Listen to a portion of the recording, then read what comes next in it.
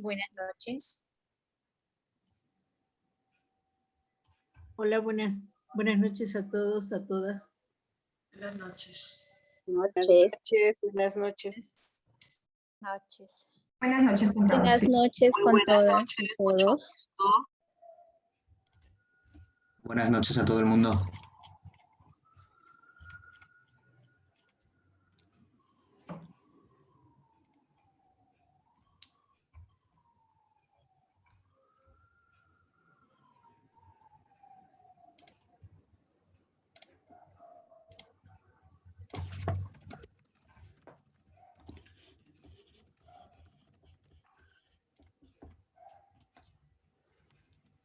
Sí, muy buenas tardes con todas y todos.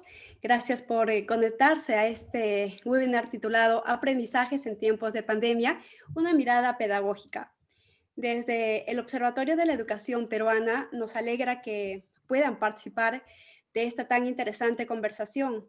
Para iniciar, a continuación, Ander Alonso Pastor, coordinador del Observatorio de la Educación Peruana y parte del Instituto de Investigación y Políticas Educativas de la Universidad Antonio Ruiz de Montoya, dará unas palabras de bienvenida. Muchas gracias, Sadi, y muchas gracias a todas las personas, colegas, amigas, amigos e interesados en la educación que están hoy participando con nosotros en este webinar Aprendizajes en tiempos de pandemia, una mirada pedagógica. Realizamos este webinar por la importancia que tiene más que nunca el combinar la mirada pedagógica en los aprendizajes con esta educación que estamos viviendo en este contexto de emergencia a distancia, que está suponiendo tantas dificultades para profesoras y para profesores en todas las regiones, no solo del país, sino de todo el mundo. Para ello, además, este webinar surge precisamente de una publicación realizada por Fe y Alegría Perú, llamada Aprendizajes en tiempos de pandemia. Es a raíz de esta publicación de la que ya hemos realizado nosotros algunos pequeños artículos de divulgación en nuestro observatorio que hemos considerado que era tan importante involucrar tanto al equipo de Fe y Alegría como a especialistas en el ámbito pedagógico de la Universidad Antonio Ruiz de Montoya y de UNESCO Perú, como a todas y a todos ustedes que están tan interesados siempre en involucrarse y en brindar lo mejor de cada uno y cada una de nosotros para mejorar la educación en el Perú. Les agradezco yo a nombre del Observatorio de la Educación Peruana, pero también a nombre de todos los que componemos la Universidad Antonio Ruiz de Montoya, el programa Horizontes de UNESCO Perú y Fe y Alegría, el participar, el darse un tiempo en escucharnos y escuchar a las participantes que están con nosotros. Esta noche estaremos escuchando a Mireia Uehara de Fe y Alegría Perú, a Rosario Castro de la Universidad Antonio Ruiz de Montoya y a Celia Kenaya del programa Horizontes en alianza con UNESCO Perú. Sin más dilación, les doy una vez más las gracias y les voy a dar pase ya a las compañeras sin antes mencionar que todas aquellas personas que estén interesadas en una constancia de participación, estaremos a mitad del webinar aproximadamente, ya casi llegando al final, estaremos compartiendo un enlace tanto a través del chat de Zoom como a través de nuestra red social de Facebook para que puedan acceder a la constancia que les estaremos emitiendo de manera gratuita. Ahora sí, muchísimas gracias y esperamos que disfruten con nosotros.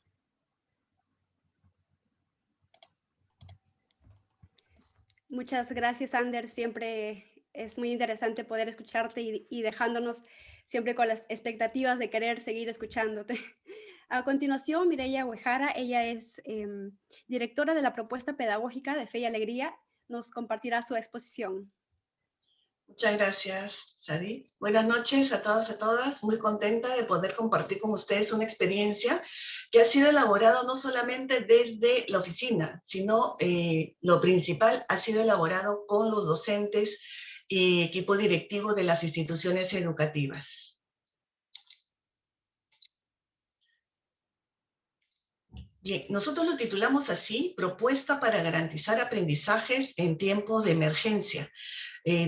empezamos el año pasado justamente en esta situación tan difícil que nos tocó vivir y estábamos rodeados de todo esto, ¿no? De incertidumbre, de un año 2020 que lo recibimos con mucha emoción por lo que podía deparar para el país, por lo que significaba, pero sin embargo vino cargado de otras cosas, ¿no? Vino de soledad, de angustia, de frustración, de dolor, de miedo a lo desconocido, y toda esta situación, en medio de toda esta situación nos preguntamos qué hacemos. Nosotros somos docentes, nosotros somos directores de instituciones educativas, nosotros tenemos la responsabilidad de un gran grupo de niños, niñas, jóvenes, adolescentes en nuestras manos. ¿Qué hacemos? Y siempre que nos hacemos la pregunta, ¿qué hacemos ahora?, nos salta rápidamente el querer hacer cosas, ¿no? Entonces, a veces el impulso de querer hacer cosas es por, de alguna manera, escapar un poco de esta situación y sentir que estamos haciendo algo. Y a veces no sabemos qué hacemos, pero lo estamos haciendo. Entonces, aquí nosotros paramos un poco. Nuestras instituciones educativas, los docentes pararon un poco y se preguntaron si se podía aprender primero en esa situación y si se podía enseñar, ¿no? En una situación de emergencia, de crisis como la que estaba viviendo, ¿era posible aprender y enseñar? Y frente a eso, la primera pregunta, que fue más bien general, se fue haciendo más concreta, ¿no? ¿Qué dificultades tenemos para desarrollar aprendizajes? En este primer momento fue, lo podemos hacer, pero aquí teníamos que identificar qué es lo que estaba pasando, cuáles eran las grandes dificultades que estábamos enfrentando. En una situación diferente, teníamos que identificar qué dificultades para poder dar respuestas.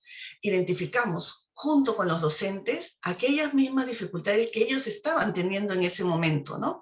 La utilización de herramientas virtuales no era común, no era la práctica cotidiana, especialmente los docentes que ya éramos mayores, ¿no? La poca práctica en la búsqueda de información virtual, el no contar con equipos ni conectividad en casa.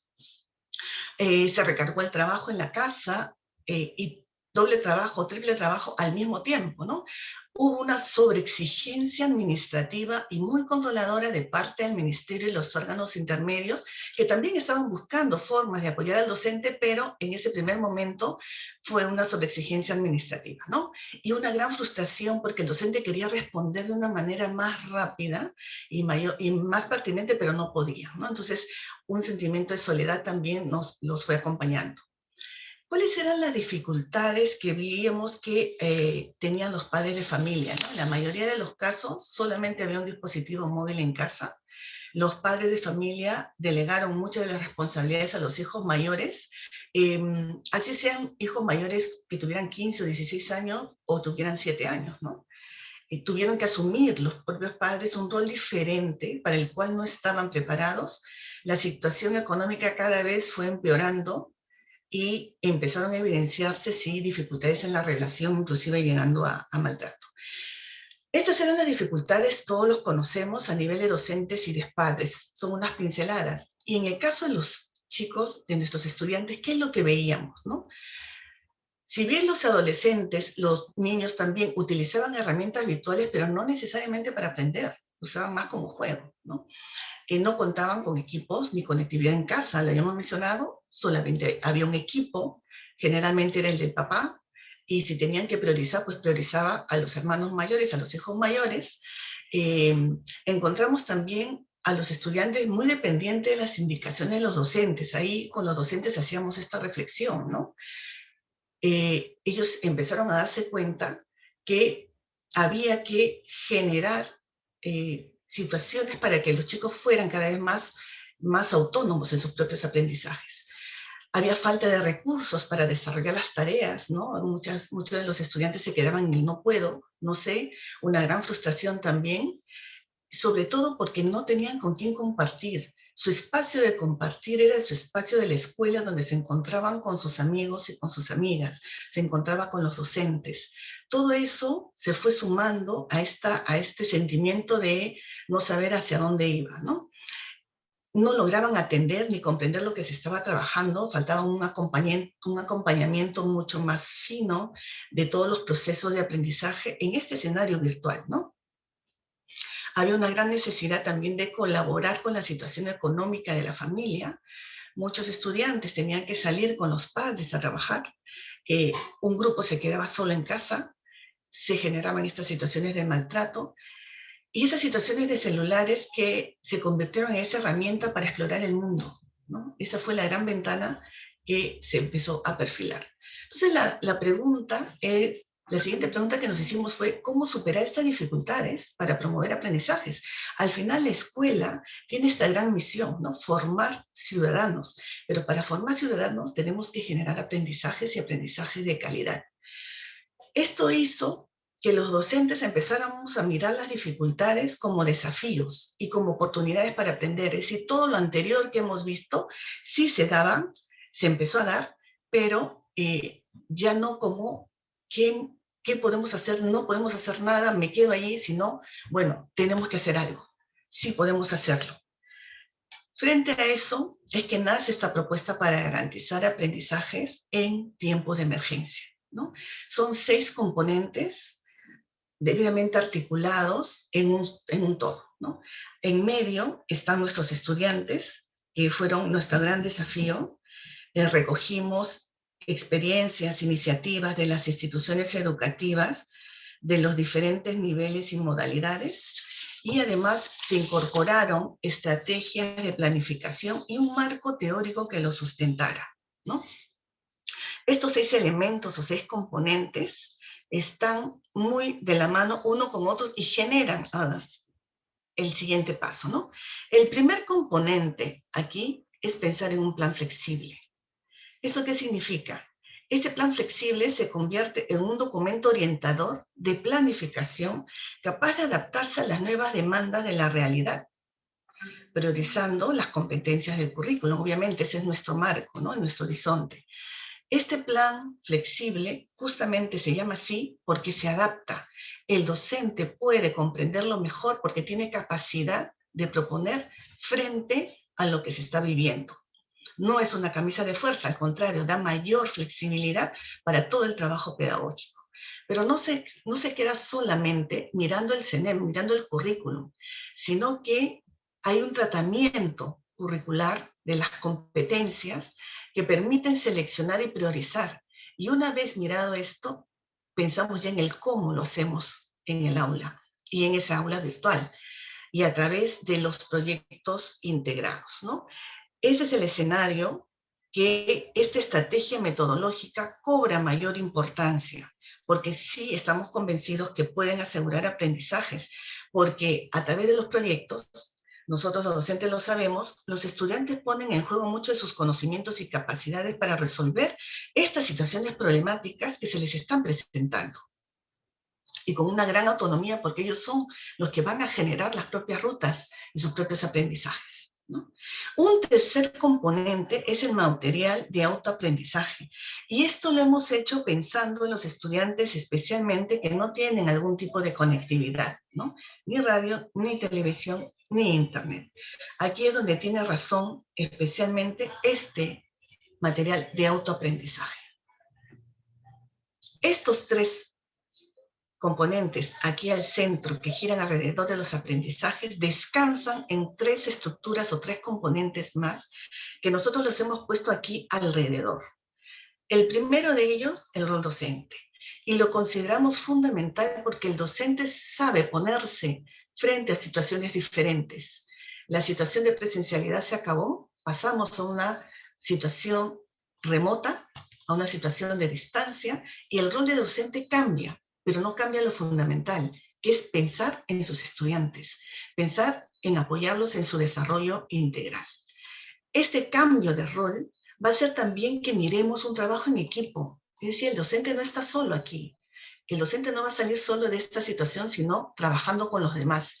Por eso que la escuela se organiza en diferentes equipos de trabajo con responsabilidades que van asumiendo para poder seguir adelante. Ahora, hasta el docente, tenemos un trabajo en equipo de docentes y no están solos, tenemos un sistema de acompañamiento que se empieza a desplegar de manera diferente al espacio presencial. Obviamente, ¿no es cierto? Esta gran tarea es no sentirnos solos. Sabemos que estamos con otros en cada paso y en cada decisión que vamos tomando. Entonces, esta es la propuesta completa. Vamos a ir entrando cada uno de estos elementos para ver qué es lo que significa, ¿no?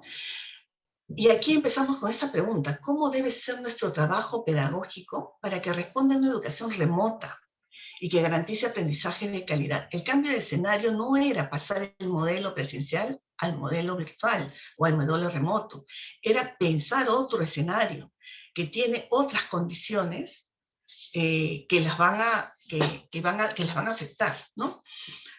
Aquí es donde pensamos en este plan flexible. Habíamos dicho que la flexibilidad viene de dos cosas: de la autonomía funcional y de unos criterios claros sobre los cuales tomar decisiones. Entonces, ¿la autonomía funcional de quién? De la escuela. La escuela que conoce y sabe dónde están sus estudiantes, que está viviendo con ellos esta situación, debe tener la capacidad de decidir qué es lo mejor para los estudiantes en ese momento, previo análisis, previa discusión, previa toma de decisiones, en función de algunos criterios claros que los vamos a ver. Este plan flexible va a proponer entonces trabajar con competencias priorizadas y competencias electivas que nos van a llevar a plantear aprendizajes integrados. Lo vamos a ir viendo poco a poco para que veamos también esa ruta de trabajo que ha habido conjuntamente, ¿no? Tanto la Oficina Nacional con los colegios. El proceso de elaboración parte por definir los escenarios, por caracterizar los estudiantes y por tener unos criterios de priorización. Esta es la ruta de trabajo que nos planteamos en este primer componente. Plantear preguntas orientadoras. Y decíamos, ¿cuáles son las preguntas orientadoras que nos deberían guiar y del cual deberíamos partir? Justamente mirando lo que estábamos viviendo es, ¿qué necesitan aprender los estudiantes? ¿Es posible que los estudiantes puedan desarrollar 31 competencias? ¿Es posible que los estudiantes en este escenario tengan los equipos necesarios para hacerlo en la distancia, en una educación remota? ¿Cuáles son los problemas que están afectando más directamente a cada una de las familias con las que contamos? Todas estas preguntas orientadoras son las que me van a marcar la ruta para revisar una matriz de competencias priorizadas. Le estamos proporcionando, pero siempre es una propuesta. Entonces, estos lentes que se va a poner cada una de las instituciones educativas, cada uno de los docentes, parte de esa persona que tenemos al centro de nuestro interés, que son nuestros estudiantes. Miro a los estudiantes, miro la situación que viven, me planteo preguntas que me orienten ¿a qué? A mirar la matriz de competencias. Yo no voy a implementar el CENEP, no voy a implementar ninguna propuesta que me den si es que no estoy mirando a mis estudiantes, si no estoy mirando esta realidad concreta. Con esos lentes yo miro esta matriz de competencias, puedo ser capaz de seleccionar y determinar los propósitos de aprendizaje. A partir de eso voy a identificar esas competencias que, si bien me lo da, yo tengo que hacer unos subrayados especiales, unos énfasis que voy a necesitar para dar respuesta a este paso 1. A partir de esto, soy capaz ya de diseñar experiencias de aprendizaje que van a ser integradoras. Esa es la característica que le estamos dando. Una vez que yo ya he pensado en la experiencia que voy a proporcionar a los estudiantes, incorporo estos desempeños que van a salir de esa matriz que yo he priorizado y de esta mirada que he dado a las competencias. Elijo cuáles van a ser las evidencias de aprendizaje, es decir, cómo me voy a dar cuenta que mis estudiantes realmente están desarrollando estas competencias o estas capacidades que van a necesitar para responder, y a partir de eso elaboro los instrumentos de evaluación. Esta ruta de trabajo, entonces, vemos que habíamos hablado de que yo me tengo que situar primero en los escenarios. ¿De qué escenario estamos hablando? Significa, ¿estoy con mis estudiantes empezando el ciclo o estoy terminando el ciclo? Estos son los dos escenarios que yo tengo que manejar. Si estoy empezando el ciclo, tengo una forma de entrar a trabajar las competencias que si estoy terminando el ciclo. Una vez que yo identifiqué esos dos escenarios en cuál estoy, entonces puedo mirar el perfil de mi estudiante en ese contexto. Y voy a tener criterios, como habíamos mencionado, para priorizar esas competencias. Criterios de pertinencia, de relevancia y de viabilidad. Es decir, qué es lo más importante para mis estudiantes, qué es lo apropiado, lo adecuado para sus necesidades. Acuérdense que el primer paso fue justamente mirar a mi estudiante y generar a partir de ahí esas preguntas, ¿no? Que son las que me orientan a todo. Relevancia, son útiles estas competencias que yo estoy tratando de desarrollar a mis estudiantes. Es posible de hacerlo, es posible de evaluarlos en una modalidad a distancia como la que estoy viviendo. Y de ahí entonces ya puedo mirar estas competencias que estamos proporcionando en la propuesta con ojos diferentes.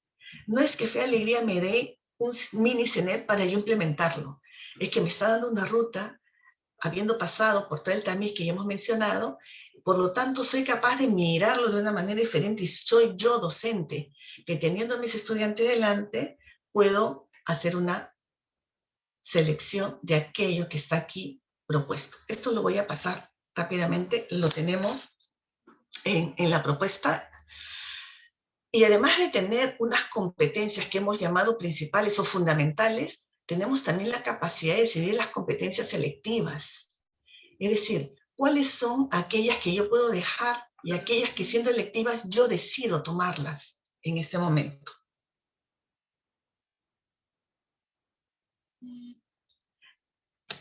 Una vez que yo ya he mirado todos estos elementos, voy a ser capaz de mirar los desempeños. Lo anterior tiene que ver con las competencias, que es mucho más macro.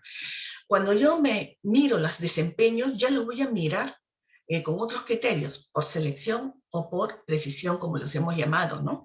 Criterios que me hacen mirar el contexto, el tiempo, la accesibilidad y la conectividad de tenerlo, ¿no? Y la precisión, porque justamente estos criterios aquí anteriormente mencionados van a hacer que yo pueda precisar el desempeño.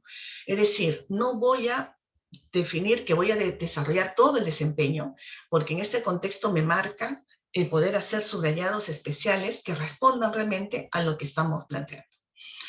Esta priorización de desempeños van a pasar también por una ruta, ¿no? El perfil de llegada al grado, ¿no? El diagnóstico, paso por el diagnóstico de mis estudiantes, miro el estándar, el estado de situación en que se encuentra para poder tomar decisiones.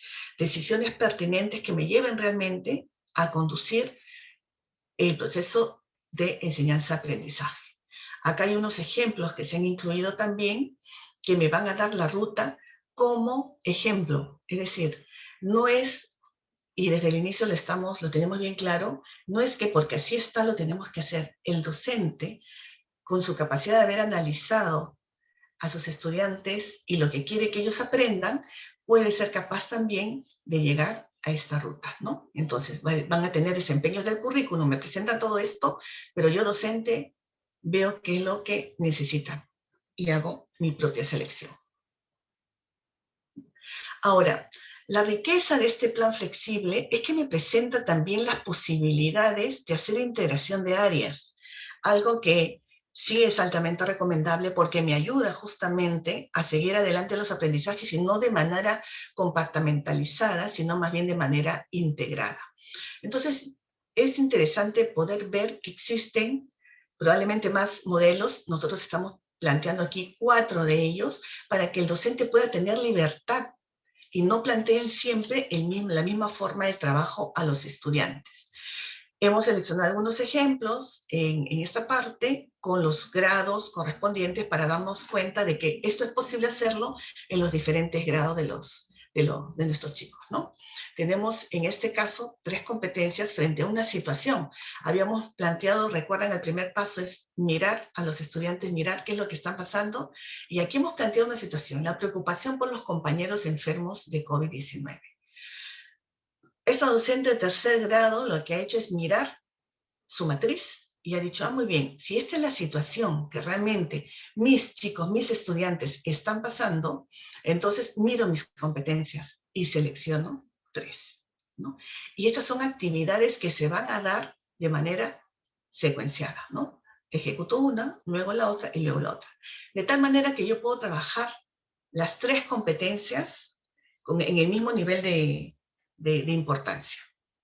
En un modelo 2, el ejemplo está puesto desde sexto de primaria, hay un desconocimiento de los modos de vida y de creencia de la comunidad ahuajún, por ejemplo, ¿no? Ha habido toda una situación de cómo estamos viviendo nosotros en nuestra escuela, la situación de pandemia, y después ha salido también la necesidad de pensar cómo hacen otros chicos, chicas como nosotros que están viviendo muy lejos de nosotros. Y aquí surge la necesidad de conocer a la comunidad ahuajún. En este modelo tenemos una competencia principal y una complementaria. Fíjese que la competencia principal arrancamos con ella, vamos a la complementaria y luego regresamos a la principal. Entonces se plantean actividades que respondan a cada una de estas competencias y que van a facilitar a los chicos mirar una sola situación desde diferentes áreas. En este caso, en el caso anterior, teníamos 3 competencias de 3 áreas diferentes con el mismo nivel, digamos, el mismo nivel de tratamiento.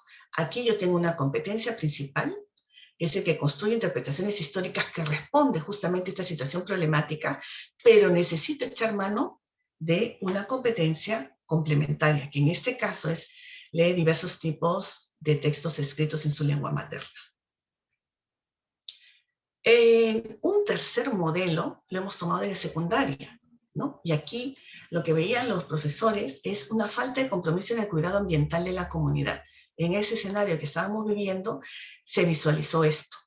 Entonces, en este caso, estamos teniendo 3 competencias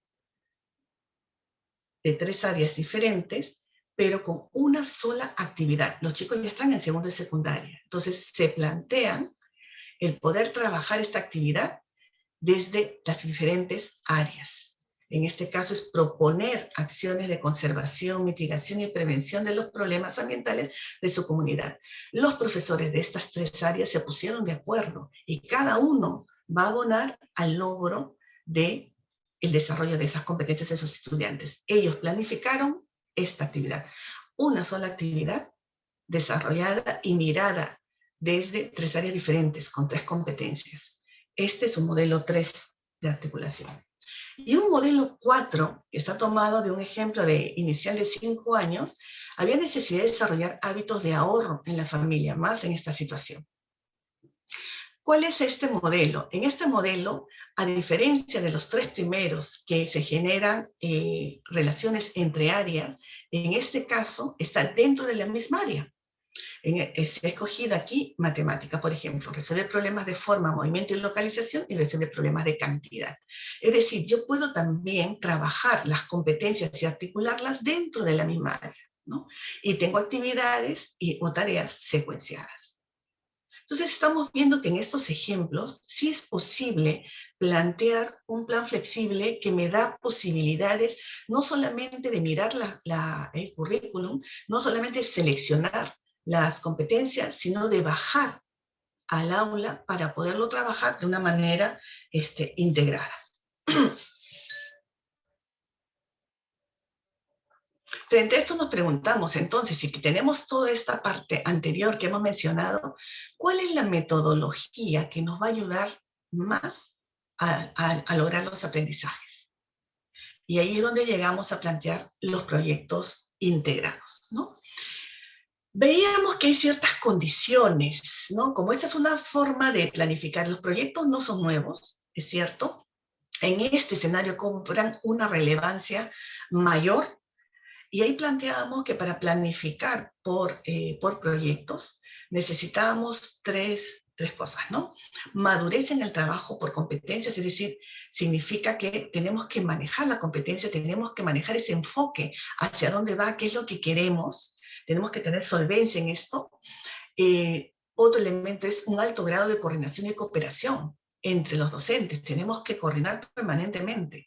Aunque el último modelo habla de trabajarse las competencias de una sola área, la articulación con mis colegas dentro de la propia escuela es sumamente importante, ¿no? Y por eso es que aparece el tercer elemento, el trabajo en equipo sostenible. No es fácil plantear un proyecto integrado si lo quiero hacer yo en solitario. o llamando a los otros cuando yo los necesito. Tenemos que tener una conciencia mayor de que un trabajo en equipo tiene que ser sostenible, tiene que darse de manera natural. Al principio pondremos nuestros mayores esfuerzos y luego se va a convertir en parte de la práctica pedagógica cotidiana, ¿no? Hay características, sí, un proyecto integrado necesita, y lo reconocemos, que es un proceso que termina en un producto y que genera conocimientos interdisciplinares, ¿no? Estas son 3 características que hemos querido rescatar para este proyecto integrado. Ahora, ¿cómo lo elaboro? Hemos planteado 5 pasos, con una etapa previa. Esa etapa previa es sumamente importante porque implica al docente una gran capacidad de observación y de análisis conjuntamente con sus estudiantes, ¿no? Habíamos puesto de ser posible con sus estudiantes. A veces no es posible con todos, pero sí tenemos que buscar el llegar a ellos para ver cómo lo están viviendo, cómo observan las situaciones y cómo analizan, porque de allí es que van a salir las experiencias de aprendizaje, ¿no? Entonces, este primer paso, teniendo ya esta etapa previa de preparación, se plantea el desafío. El docente plantea ese desafío. Después de haberlo visto, no es solamente es un problema, no es un problema para mí, no es un problema para los demás, no es un problema. Eso tiene que plantearse como desafío para ellos, que les represente un reto, tanto a los estudiantes de primaria como a la de secundaria como a los de inicial. El reto para ellos es, ¿qué hago para vencerlo? ¿Qué hago para lograrlo? ¿Qué hago para superarlo? ¿No? Esto es un elemento sumamente importante. Un paso 2, que es definir el producto. Muy bien, yo planteo el desafío, pero ¿cuál es el producto que les voy a pedir a los estudiantes a partir de todo lo que hemos estado viendo? Una vez que ya tengo el producto claro, entonces ya soy capaz de formular el aprendizaje integrado deseado, ¿no? Mirar el aprendizaje significa lo que habíamos hablado en el primer elemento. Mira esa matriz de esas competencias, prioriza cuáles son las que se relacionan, plantea luego en el paso 4 esas actividades y las llevas a cabo, y luego evalúa las competencias a través de los desempeños planteados. Entonces es una ruta bastante lógica, sencilla, para los docentes, ¿no? Que están en permanente reflexión de lo que está sucediendo. Y ahí llegamos a una tercera pregunta. ¿Cómo favorece el aprendizaje de los estudiantes, especialmente de aquellos con menos posibilidades de conectividad? Nuestros docentes tienen en el perfil de sus estudiantes que pueden tener algún nivel de conectividad. Muy pocos tienen acceso a Internet, otro grupo a la televisión, otro grupo a radio, pero sí tienen también estudiantes que no tienen ningún tipo de conectividad. Ellos no se quedan fuera de esta propuesta, al contrario. Esta propuesta está pensada no en el nivel de conectividad que tengan, sino en cómo favorecer el aprendizaje. Por lo tanto, este tercer componente es sumamente importante, fundamental, ¿no? Y hablamos de los materiales de autoaprendizaje.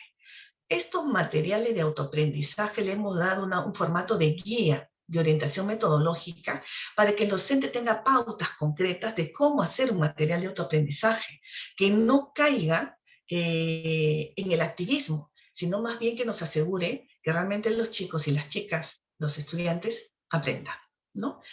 Ha sido pensado, sí, especialmente para las zonas rurales costeñas, andinas, amazónicas, periurbanas, sin acceso a Internet, televisión y radio, pero que puede ser utilizado y es utilizado por todos nuestros docentes. Entonces, esta guía lo que va a hacer es justamente darle esta ruta, ¿no? Y partimos, sí, de conceptos clave para evitar caer en el activismo y que las guías se conviertan, o el material de autoaprendizaje se conviertan solamente en actividades sueltas, ¿no? Por eso partimos de un concepto de autoaprendizaje, concepto de material de autoaprendizaje y estos enfoques que siempre los tenemos que tomar en cuenta. En autoaprendizaje, 4 elementos clave que hemos marcado. Primero, que es un aprendizaje autónomo. Tiene que fomentarse el aprendizaje autónomo. De tal manera que esta guía, cuando sea recibido por el estudiante, sea de secundaria, sea de primaria, inclusive los de inicial, los niños de inicial, puedan sentir que lo puede hacer solo. Que sea fácil, que esté hablado en un lenguaje que a ellos lo entiendan y que les lleve más bien a adentrarse cada vez más y asumir lo que le plantea. El concepto clave va unido también al segundo, que es que el material está debidamente organizado. Entonces, fomento el autoaprendizaje en los estudiantes, aprenden solo, porque el material tiene como característica propia la organización de los contenidos y de la ruta de trabajo. Este autoaprendizaje fortalece esas capacidades individuales y colectivas y va a hacer que los propios estudiantes se organicen, se autodisciplinen y se motiven personalmente, porque van a ir logrando aprendizajes, van dando pasos en el logro de sus propios aprendizajes. Eso les va a servir para seguir motivándose y querer asumir cada vez más sus propias responsabilidades, ¿no?, con respecto al aprendizaje. Si tenemos claro qué cosa es el autoaprendizaje, por lo tanto, el material de autoaprendizaje lo vamos a considerar como una herramienta didáctica que va a favorecer aprendizajes. Va a ser un instrumento que va a propiciar, estimular y facilitar ese aprendizaje autónomo. Y además, facilita el descubrimiento de propias estrategias de aprendizaje. Los estudiantes se van a dar cuenta cuál es su mejor manera de aprender, cómo es que lo tienen que hacer, ¿qué estrategias pueden emplear para tal, cuando tienen algún tipo de ejercicio como cuando tienen otro? Ese descubrimiento va a hacer que ellos se autorregulen y sigan avanzando, ¿no? Y siempre estos materiales para nosotros tienen estos 5 enfoques, que son los 5 enfoques de Fe, Alegría, lo queremos vivir a fondo, ¿no? La interculturalidad, el género, competencias, derechos y ciudadanía, y el enfoque socioambiental. Es decir, los materiales que los estudiantes van a recibir van a respetar estos enfoques, porque así formamos nosotros a nuestros estudiantes en ciudadanía, ¿no? Hemos presentado también una ruta para elaborar materiales de autoaprendizaje. También es una ruta sencilla, simple, que lo están siguiendo ya los docentes, ¿no? Parte de la organización y la planificación, recordemos que hablábamos que este material tiene que ser sumamente organizado, pensado para los estudiantes. Se pasa a una segunda etapa donde ya se elabora una vez que se tienen estos elementos y luego se presenta el material a los estudiantes. Es decir, hemos cuidado todos los elementos que nos van a llevar realmente a buen puerto. Esta propuesta ya está siendo aplicada, implementada por las diferentes instituciones educativas. Al inicio les había dicho que esta propuesta fue elaborada con ellos, con las instituciones educativas, docentes han participado en los mismos, las instituciones están generando, los propios docentes están generando ya sus materiales de autoaprendizaje, sus proyectos de aprendizaje, porque esta ruta ha sido construida con ellos, por lo tanto están sumamente empoderados de lo que esto significa. Acá retomo lo que les estaba diciendo al inicio. No se trata de que yo le diga al docente, toma, hazlo ahora, porque esto no pretende reemplazar al CENED. Al contrario, quiero reforzar el trabajo que se ha venido realizando desde un enfoque por competencias. No pensamos que el docente sea un aplicador o un implementador de propuestas, se lo estamos dando así, para que ellos mirándolo, apreciándolo y valorándolo, sean capaces de decir, esto me sirve, esto lo puedo implementar de esta manera, esto lo voy a enriquecer de esta otra manera. Para Fe, Alegría y desde Educación Popular, el docente es el profesional de la reflexión. Es decir, es un maestro que piensa y reflexiona permanentemente mirando lo que está sucediendo. La realidad es cambiante. Por lo tanto, nuestros estudiantes también. Los requerimientos son cada vez mayores y más exigentes, pero estamos descansados y confiamos en la profesionalidad de nuestros docentes, que están liderados por un equipo de directivos que están acompañándolos paso a paso en lo que están haciendo. Muchas gracias.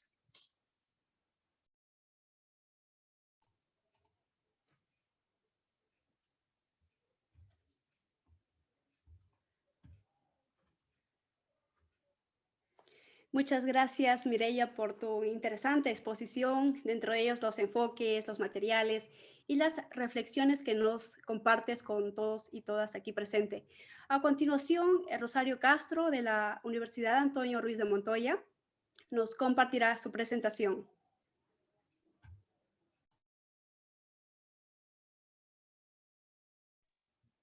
y buenas noches. Agradezco la invitación y voy a presentarles un conjunto de reflexiones para poder establecer la relación que existe entre la educación popular y esta propuesta pedagógica.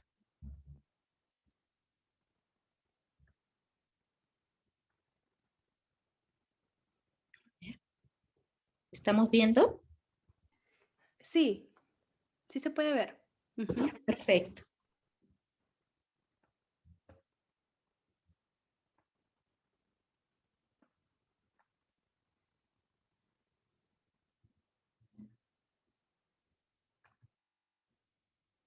Bien.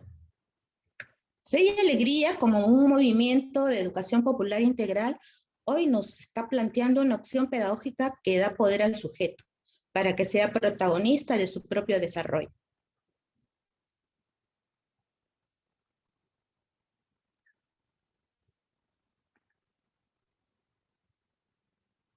Una opción ética cuya base es la vida digna de las personas.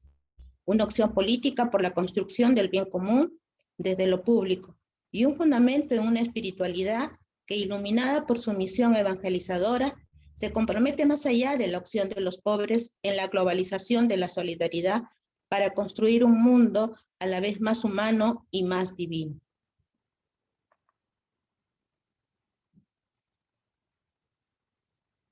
Bien. La propuesta, como ustedes saben, acaba Mireia de presentarnos la propuesta.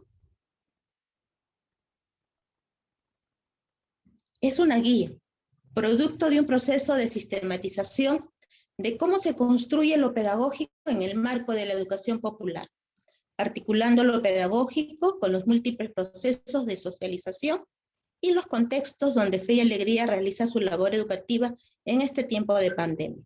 Es, pues, resultado no solo del qué, cómo, cuándo, dónde, con qué y cuánto enseñar. Por ello, he titulado a mis breves reflexiones Principios de la Educación Popular y la propuesta de la estrategia integrada como un esfuerzo más de construir lo pedagógico desde la experiencia de Fe y Alegría. Mi participación estará centrada en establecer dichas relaciones, inspirándonos en quienes han releído a Freire en los últimos años desde la pedagogía del oprimido y transcurriendo por la pedagogía de la pregunta, de la autonomía y de la esperanza.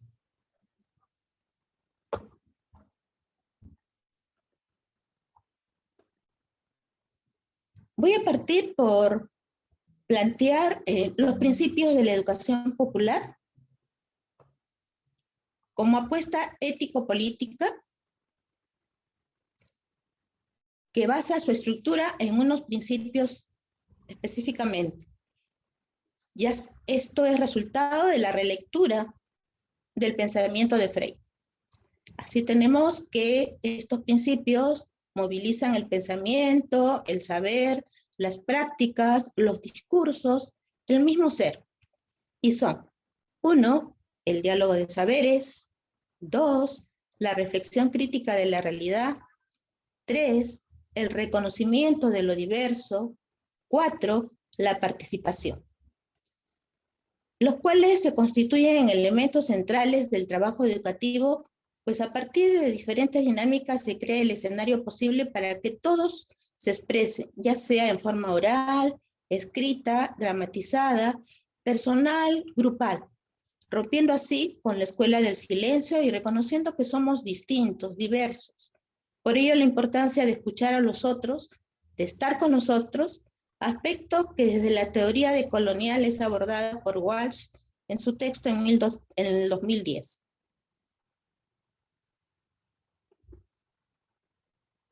El diálogo de saberes.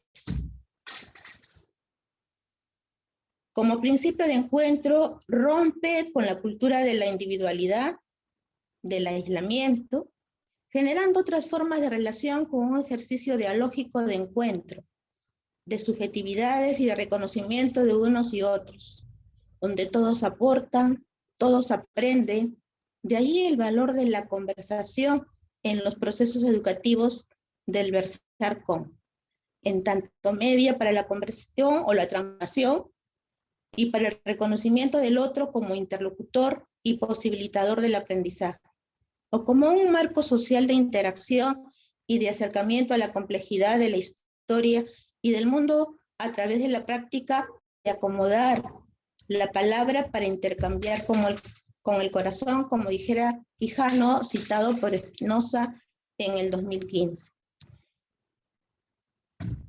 Estoy estableciendo la relación de este principio de diálogo de saberes con el plan flexible.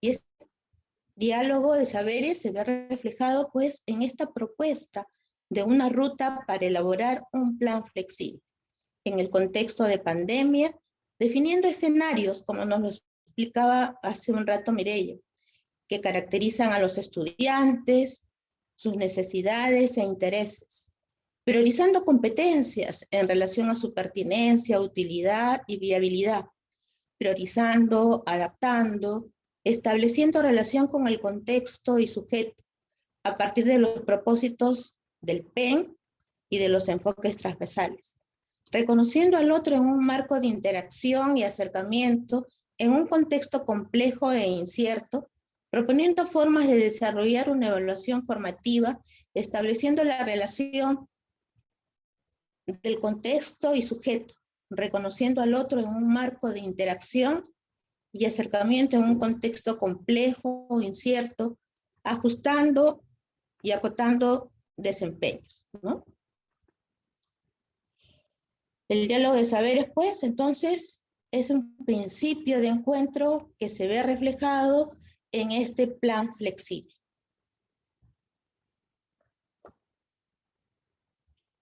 La reflexión crítica, que es el segundo principio.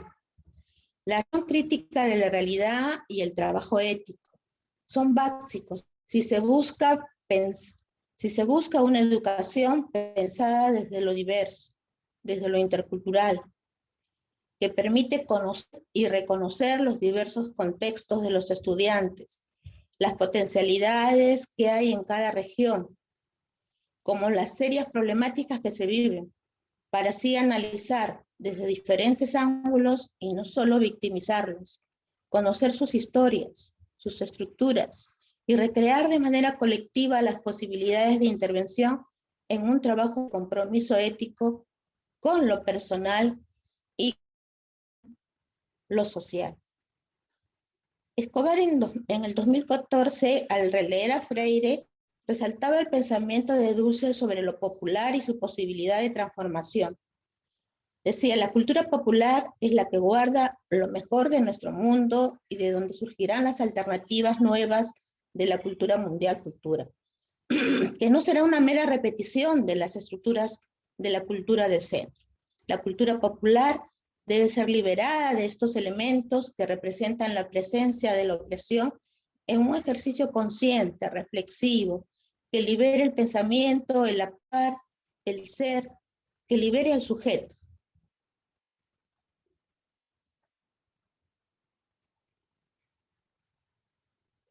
Gracias a esta reflexión crítica de la práctica, es que esta propuesta de Fe y Alegría nos plantea los proyectos integrados.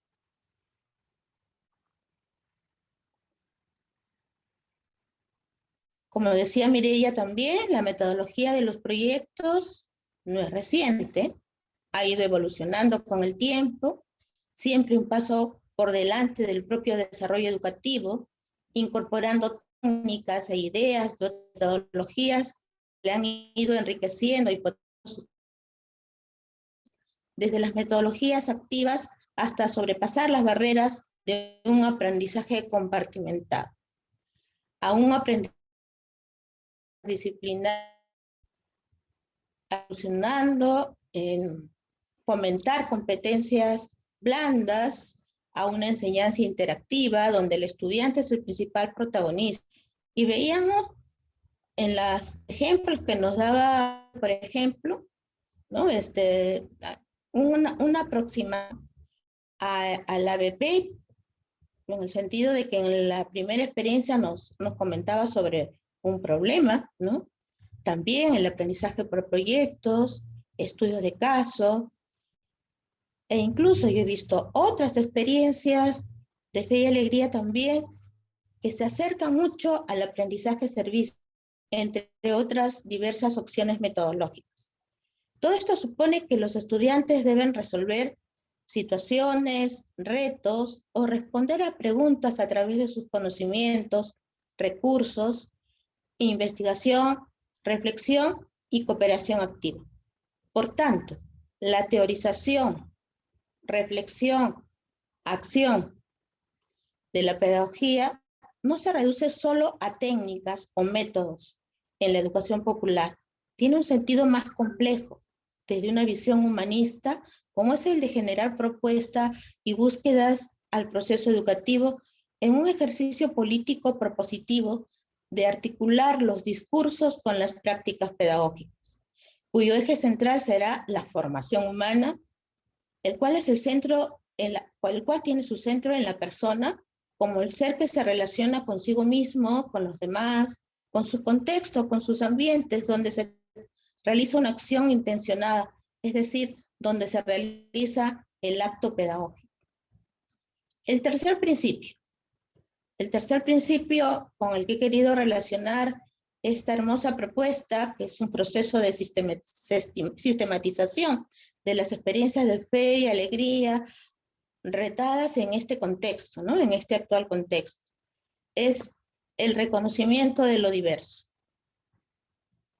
El reconocimiento de lo diverso es bueno recalcar la importancia, en el reconocimiento de lo diverso es bueno recalcar la importancia de pensar en la educación como proceso social, como proceso político, que nos lleva a recrear las propias estructuras frente a lo diverso, planteando un camino diferente de entender y hacer escuela y de ser maestro.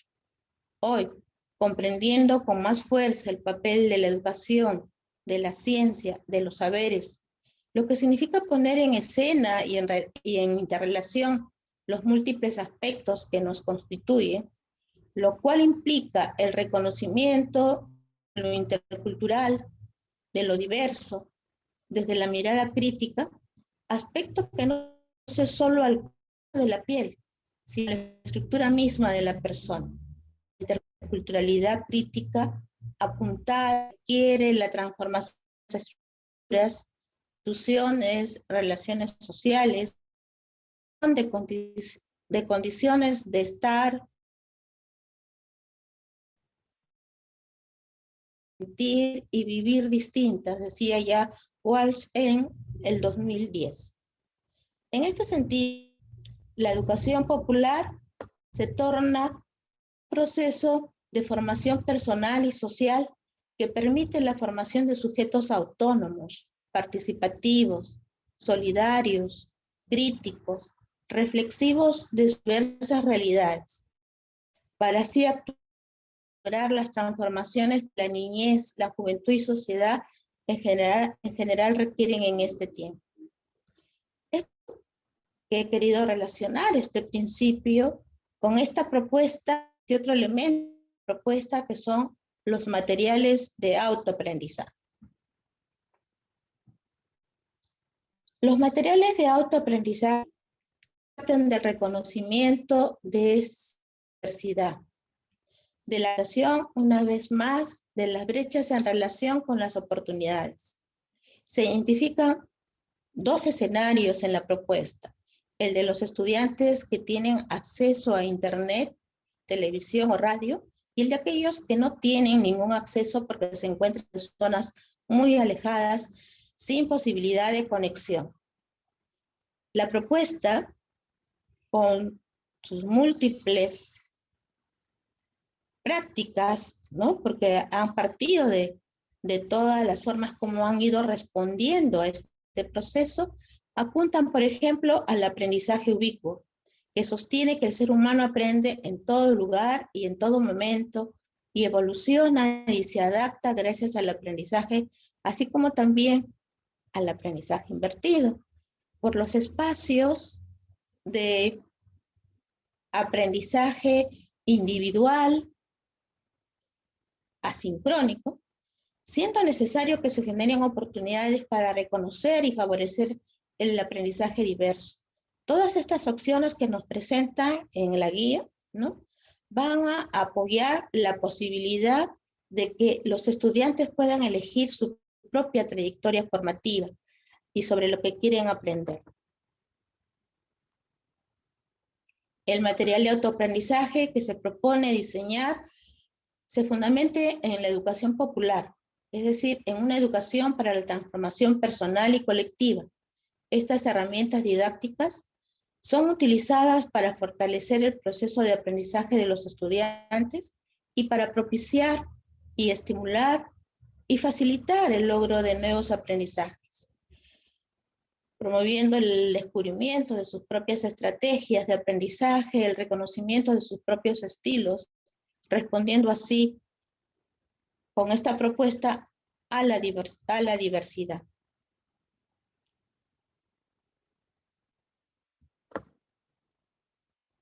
El último principio, que estoy relacionándolo con una serie de elementos que son transversales a toda la propuesta de hoy de Fe y Alegría, es el principio de la participación.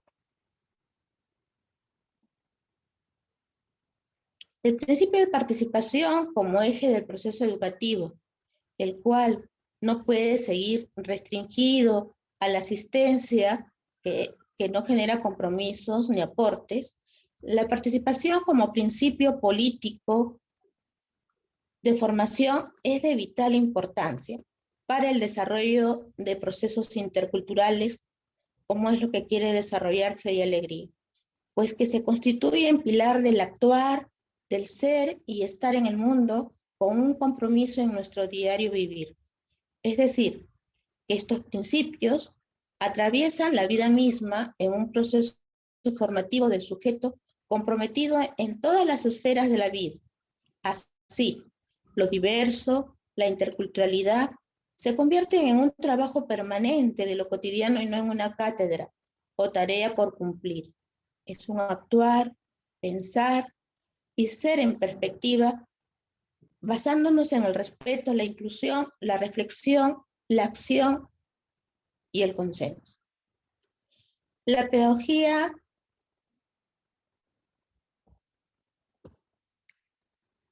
y la participación en medio de la colectividad, de la discusión, de la reflexión, de la crítica del propio pensamiento y de los demás es vital.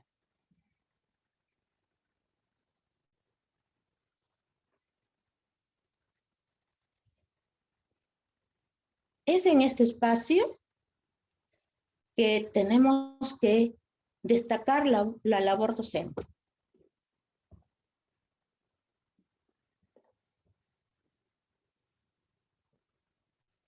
Los educadores populares, desde la teoría de la educación popular, al asumir la discusión sobre lo pedagógico, acogen las siguientes afirmaciones. Desde la perspectiva de la educación popular, la pedagogía es una praxis educativa que es recontextualizada por actores diversos con horizontes culturales diversos. Por lo tanto, lo pedagógico no puede reducirse simplemente a un proceso metodológico.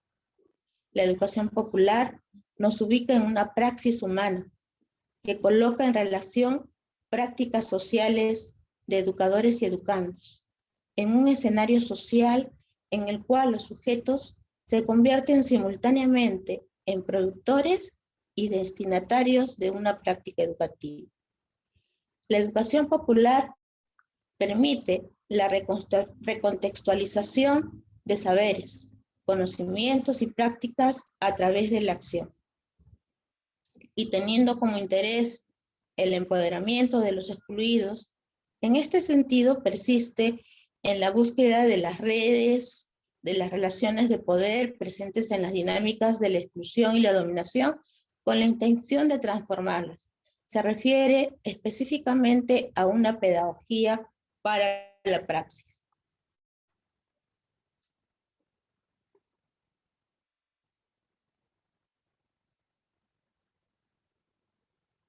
Por ello, la propuesta de Fe y Alegría concibe al docente como un actor importante en este escenario para implementar esta propuesta y señalar requerimientos importantes al docente, que ha comprendido que su rol cambió y que se desafía a sí mismo desarrollando nuevas competencias personales y profesionales para asegurar los aprendizajes en sus estudiantes en nuevos escenarios. Necesitamos docentes que reconocen que solos no podrán llegar muy lejos y que así que el trabajo en equipo es una respuesta de la comunidad educativa a esta situación de emergencia. Nos organizamos para entender la situación, tratar de explicarla, trazarnos metas y objetivos concretos y seguir caminando. Y por lo menos, y también importante, y no menos importante, se requiere, como señalaba Mireya, contar con un sistema de acompañamiento para que todos los equipos y toda la comunidad educativa se sientan parte de ese colectivo que las apoya. Por eso es que relaciono este aspecto con la idea del acompañamiento desde la mirada de la educación popular. Entendemos acompañar como un camino compartido de escucha, de diálogo, de apoyo permanente, en el que el conjunto de actores del acto educativo se enriquecen e interpelan mutuamente en lo que son, en lo que hacen y en su manera de actuar, con horizontes compartidos, con horizontalidad, con confianza mutua, con una comunicación fluida, resolviendo los conflictos que pudieran surgir, con diálogo abierto, con un alto grado de conocimiento mutuo, con relaciones de aprecio mutuo, características también del trabajo en equipo. Esta forma de entender el acompañamiento ya se vislumbraba en los esfuerzos que se hacían en la región, en este documento de acompañamiento como valor de la cooperación auspiciado por Alboa.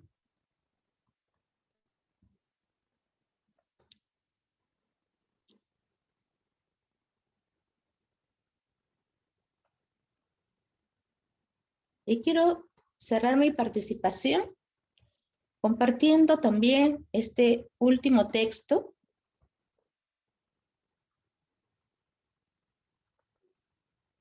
sobre la visión de la educación desde esta perspectiva de los 4 principios. La educación desde esta perspectiva se convierte en saberes y prácticas que visibilizan otras formas de pensamiento y de construir el mundo, evidencian la pluralidad de pensamiento y ante todo dejan ver los sentidos de vida de los sujetos, porque su existencia es contextual, social, cultural, política e histórica. Es también un camino para repensar la realidad que vive propios actores. El diálogo, la participación y la reflexión crítica propositiva para lograr una educación desde la cuna hasta la tumba, inconforme y reflexiva, que nos inspire un nuevo modo de pensar y nos incite a descubrir quiénes somos en una sociedad que se quiera más a sí misma, logrando así un trabajo político de acción frente a nuestras propias prácticas, concepciones y sentires. Gracias.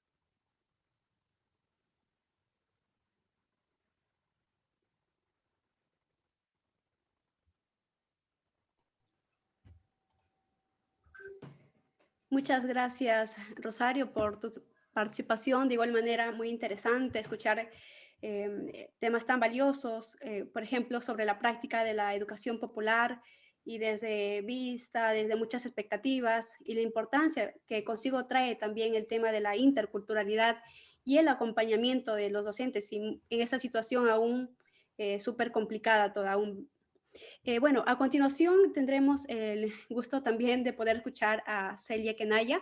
Ella es especialista pedagógico del programa Horizontes de UNESCO Perú. Nos compartirá sus impresiones y tema al respecto también.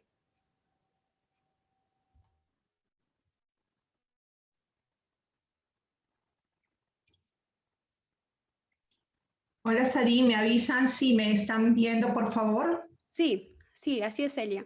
¿Sí me están viendo todos? Ok, gracias con todos.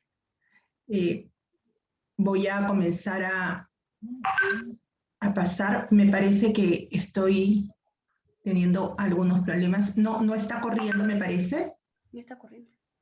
No. No.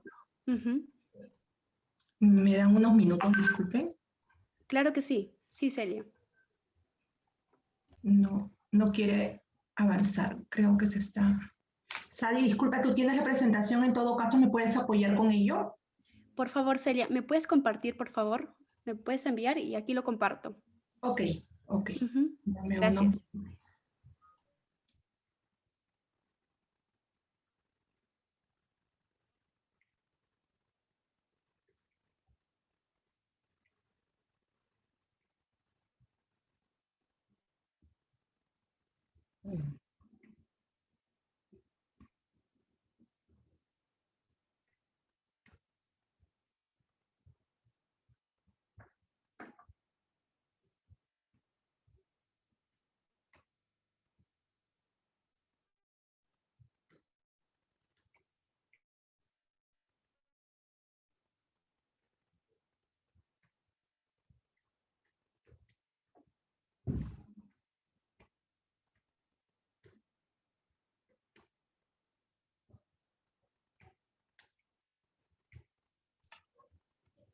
Ok, mil disculpas por los inconvenientes técnicos.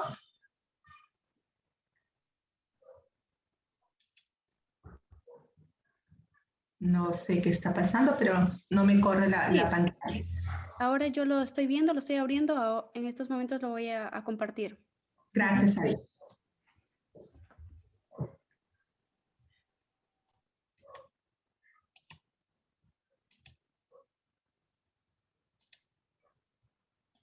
Yo quiero agradecer a todos por su participación en este evento y mi presentación justamente responde al tema y en relación a lo que hemos venido trabajando, lo que nos han mencionado Mireia y Charito. Vamos a trabajar aprendizajes en tiempos de pandemia y desde una mirada pedagógica. La presentación que les voy a hacer se basa en la revisión de todos los documentos que tenemos y que se han podido socializar en las redes desde la UNESCO, las diversas investigaciones, los diversos levantamientos de información que hemos tenido a nivel de región latinoamericana, a nivel de país, ¿no? Y responde también a las recomendaciones que como organización damos para estos tiempos de pandemia. Y en ese sentido,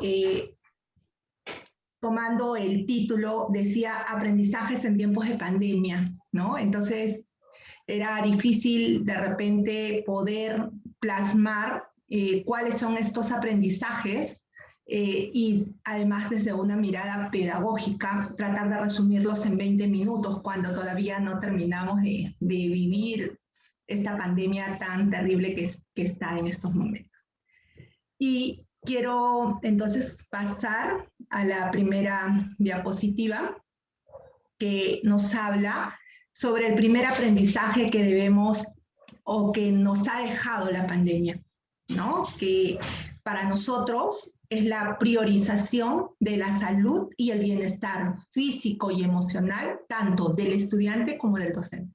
O sea, consideramos que este primer aprendizaje es vital. Muchas veces nosotros hemos dejado de lado nuestra salud física, nuestro bienestar emocional por el trabajo, por el dictado de las clases, por atender al otro, ¿no? Sin embargo, creo que esta pandemia nos trae a que reflexionemos en la importancia de que nosotros estemos bien como docentes para poder atender a nuestros estudiantes. Y cuando me refiero a que estemos bien, no solamente es a esta salud física, sino a esta salud emocional. conocemos muchos casos de docentes que han arriesgado sus vidas, no solo en este contexto, aun cuando tenían que ir a nuestras zonas rurales, en tiempos de lluvia, en tiempos de derrumbes, ¿no? En estos momentos creo que este debe ser el primer aprendizaje que nos debe quedar para poder seguir con los demás. Y ya desde una mirada pedagógica pasamos al siguiente aprendizaje que planteamos, y justo en la línea de lo ya Fe Alegría nos había mencionado, ¿no? Y que es importante para nosotros que en este contexto de pandemia no estemos preocupados por el desarrollo de todo el currículo, de todos los contenidos de aprendizaje, del logro de todos los objetivos, sino que consideramos que es importante el trabajo de la flexibilización y la contextualización del currículo. Es importante evaluar qué conocimientos en estos momentos, qué competencias son necesarias y que aportan al desarrollo del proyecto de vida del estudiante. Consideramos además que en estos momentos esta priorización en respuesta a la emergencia debe llevar a que lo que desarrollemos con los estudiantes logre una mejor comprensión de la crisis que estamos viviendo y de cómo respondemos a esta crisis de mejor forma, ¿no? Debemos trabajar aspectos relativos al cuidado de la salud física, de la salud emocional, debemos trabajar aspectos relativos al pensamiento crítico, al pensamiento reflexivo, ¿no? Y además en torno al manejo de toda la información, de todas las noticias que vienen sucediendo, la comprensión de las dinámicas sociales, la comprensión de las dinámicas económicas, y además no descuidar mucho el trabajar, el fortalecer conductas de empatía, de tolerancia, de no discriminación al otro, ¿no? Y sobre todo en este contexto de COVID, donde muchas veces discriminamos a la persona que está enferma, puede ser sin querer, ¿no? O vemos como que esto está mal, también el desarrollar conductas ciudadanas. Y con esto no solo me refiero a que tengamos el desarrollo de competencias netamente instrumentales, ¿no? Sino que también debemos buscar este equilibrio entre estas competencias centrales, que son las que nos van a permitir continuar aprendiendo y desarrollando este carácter integral de la educación, y que vamos a poder retomar, esperamos nosotros, cuando pase este contexto en el de educación no presencial que estamos, ¿no? Siguiente, por favor. Un segundo aprendizaje que creemos vital es la transversalización del desarrollo de las habilidades socioemocionales y de la educación socioemocional, ¿no? Hasta antes de la pandemia se hablaba del desarrollo de las habilidades socioemocionales, pero con mucho menos fuerza. La pandemia nos ha traído como lenguaje este cuidado emocional, nos ha adentrado en reconocer nuestras emociones, no solo a nivel docente en nuestra dimensión personal, sino también en nuestra dimensión profesional, cómo acompañar a nuestros estudiantes. Y creemos nosotros que es importante transversalizar, y hablamos del término desarrollo de habilidades socioemocionales, porque no solamente es brindar contención emocional, soporte emocional en este contexto, sino que debemos promover estas habilidades socioemocionales en nuestros estudiantes para también brindarles mejores estrategias, herramientas para afrontar todos los procesos de aprendizaje y vivencias que él tenga en su proyecto de vida. Nosotros actualmente desde el programa Horizontes promovemos el desarrollo de las habilidades socioemocionales como uno de los grandes componentes de la propuesta pedagógica del programa. Ya tenemos cerca de 3 años en esta implementación y creemos que la pandemia lo que ha venido es ofrecernos una nueva oportunidad de apertura. Si bien no hemos tenido espacios de resistencia a nivel docente para esta implementación, pero creemos que el hecho de que ahora todo el mundo se preocupe por la salud emocional, por el desarrollo de las habilidades socioemocionales, nos marca un escenario ideal para poder trabajar este tema. ¿no? Y creo que no solamente debe ser en algunas escuelas, ¿no? Debería ya quedarse como parte de nuestra implementación curricular. El currículo nuestro aborda el desarrollo de habilidades socioemocionales. De repente no tan explícitamente, pero lo tiene plasmado, ¿no? Lo que tenemos que hacer es hacerlo más visible, ¿no? Hacer más evidente este trabajo de desarrollo y hacerlo más sostenido también. Otro de los aprendizajes fundamentales, si pasamos la hoja, y va muy de la mano también con lo que nos planteaba Fe Alegría, es el desarrollo de nuevas formas para lograr aprendizajes, ¿no? Y nosotros principalmente proponemos el desarrollo de proyectos de aprendizaje en esta promoción de interdisciplinariedad, porque además esta pandemia, si hay algo importante que nos ha traído, es esta transversalidad de los temas sociales, esta relación con la realidad.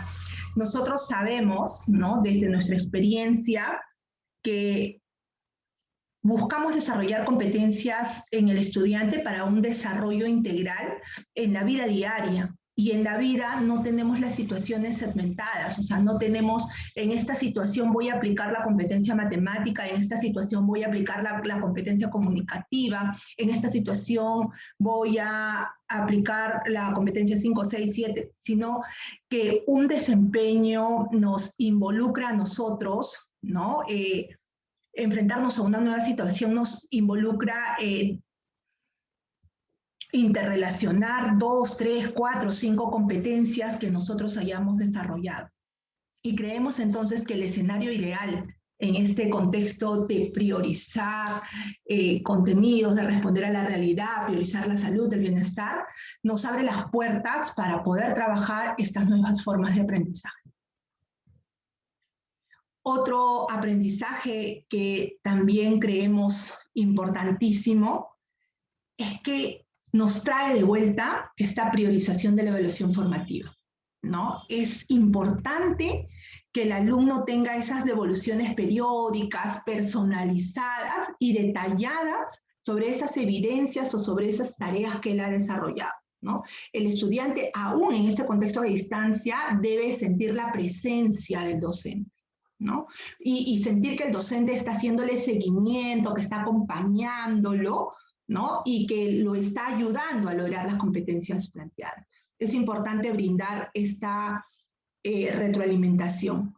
Cuando digo, además, priorizar la evaluación formativa, ojo, no estoy diciendo que no hay evaluación sumativa, pero si es posible evitarla,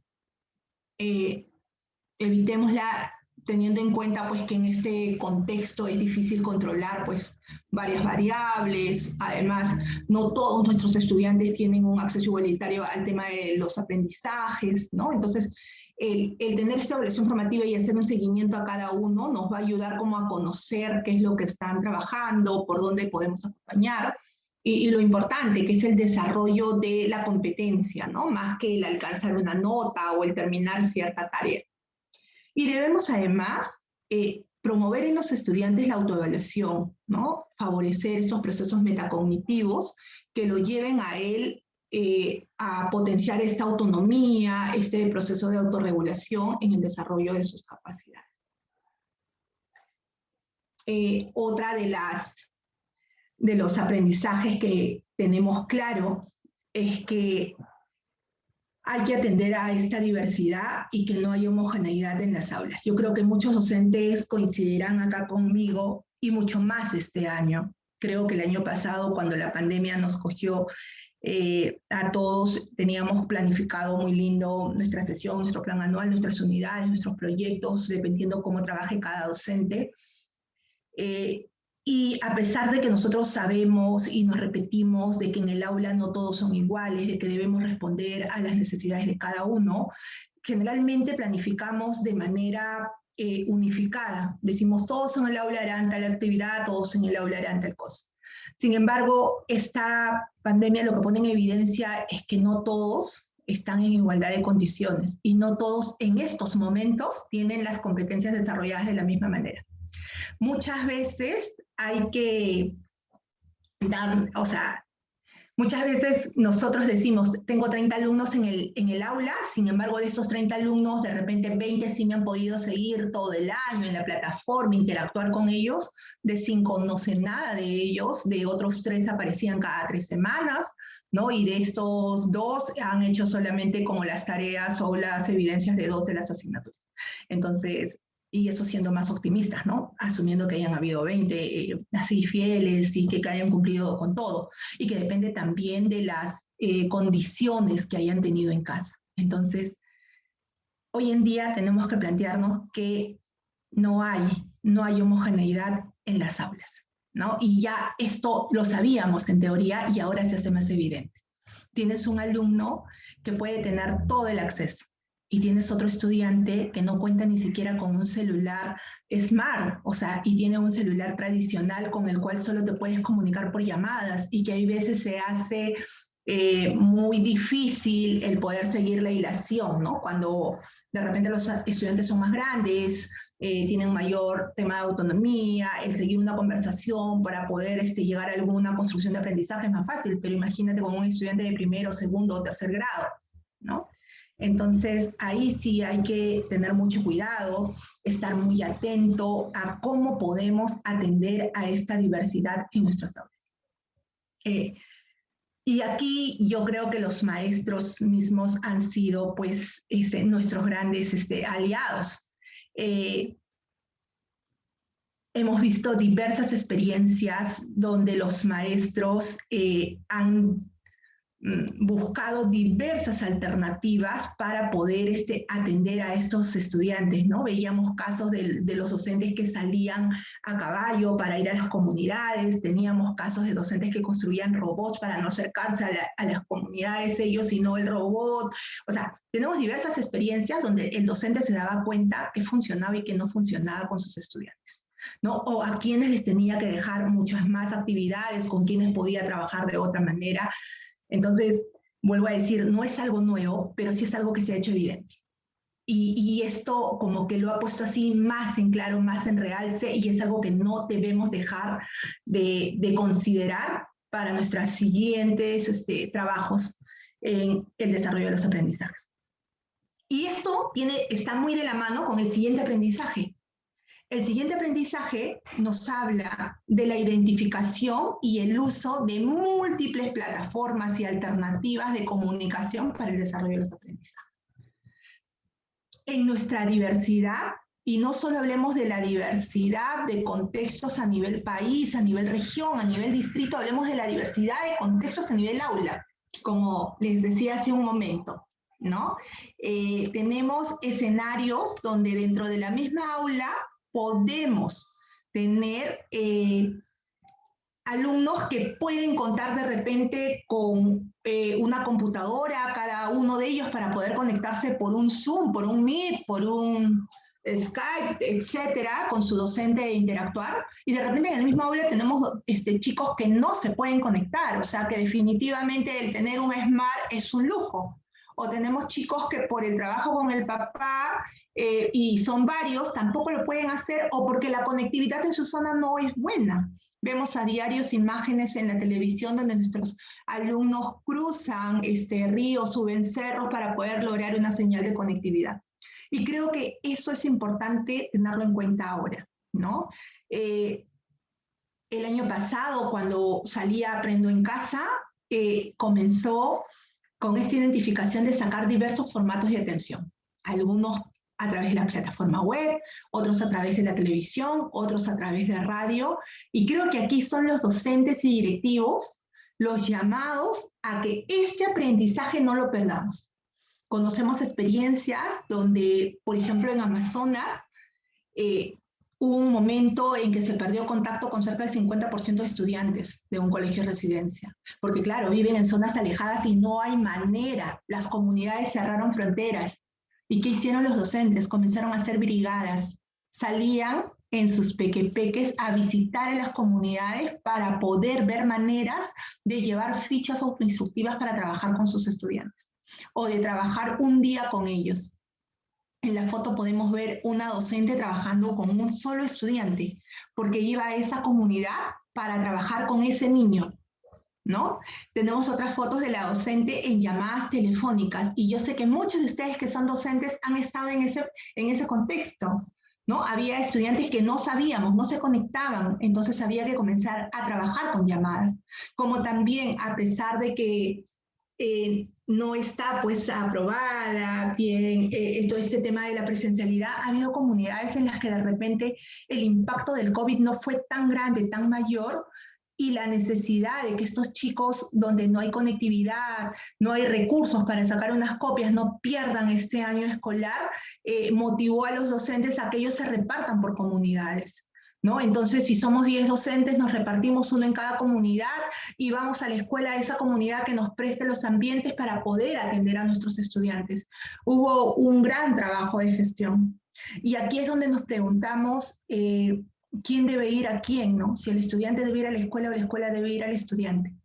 Entonces, creo que esta atención de alternativas de comunicación, esta atención de las diversas necesidades, de buscar distintas estrategias de comunicación, de canales alternativos, de docentes que han usado WhatsApp, que han usado mensajes de texto, que han usado podcasts, o sea, que han usado diversas modalidades, diversos canales, y justamente porque cuando hablamos de esta educación remota, debemos tener muy claro cuáles son las finalidades, cuál es el tipo de comunicación que queremos establecer, ¿no? Si queremos establecer una comunicación informativa, una comunicación formativa, una comunicación persuasiva o motivadora, o sea, es importante delimitar los tipos de comunicación también que vamos a hacer. Otro aprendizaje que nos debe dejar este contexto de pandemia, y que también nos mencionaba Fede Alegría en su propuesta, es la promoción de la autonomía del estudiante, es la promoción de la autorregulación. El estudiante es el responsable de su aprendizaje y es él el que debe marcar las pautas del desarrollo de sus aprendizajes, ¿no? Debemos contribuir a que él desarrolle estrategias de autorregulación para poder acompañar y desarrollar sus competencias de manera individual, de manera colaborativa, en colaboración con el docente, ¿no? Etcétera. Pero claro, eso también tiene que ver con los niveles de madurez o con las habilidades que tenga el estudiante, porque lo mismo no le podemos pedir a un estudiante de inicial o a un estudiante de primer grado. Y entonces es ahí donde viene el siguiente aprendizaje, que es el reconocer la corresponsabilidad de las familias en el proceso de aprendizaje. Creo que no ha habido escenario más idóneo para reconocer que la educación, la responsabilidad de lograr aprendizajes en los niños no solo está en la escuela, sino también está en la familia. Y que es la familia la que nos tiene que ayudar a que estos estudiantes logren sus aprendizajes. O sea, tiene que trabajar de la mano con la escuela, tiene que trabajar de la mano con la maestra, ¿no? Entonces, creo que un aprendizaje fundamental de estos tiempos de pandemia es que no debemos perder esa alianza familia, esa alianza escuela, y en el caso de nuestras zonas rurales, esa alianza comunidad, ¿no? Que es un actor más y que es importante trabajar con ellos. Otro aprendizaje fundamental que creemos necesario remarcar aquí y es la atención especial a los estudiantes en situaciones de vulnerabilidad y riesgo social. El hecho que no haya escuelas abiertas los pone a ellos en mayor situación de peligro. Y creo que si hay algo que se ha evidenciado es que esta pandemia ha incrementado situaciones de violencia contra nuestras niñas, contra nuestras adolescentes, contra nuestros niños, ¿no? Además, ojo, que también ha empezado todo este tratamiento de acceso a las redes, también los pone a ellos en mayor peligro, porque claro, hay que filtrar qué redes visitan, quiénes se les acercan por internet y todo esto. Entonces creo que un aprendizaje fundamental es que como docentes no solo debemos mirar el área que enseñamos, debemos estar muy atentos de la situación de nuestros estudiantes. De repente somos los docentes los llamados a esa protección del estudiante, ¿no? Muchos de los casos que uno puede ver por reportajes han sido los docentes los que han podido darse cuenta de la situación que puede estar viviendo un estudiante en su casa.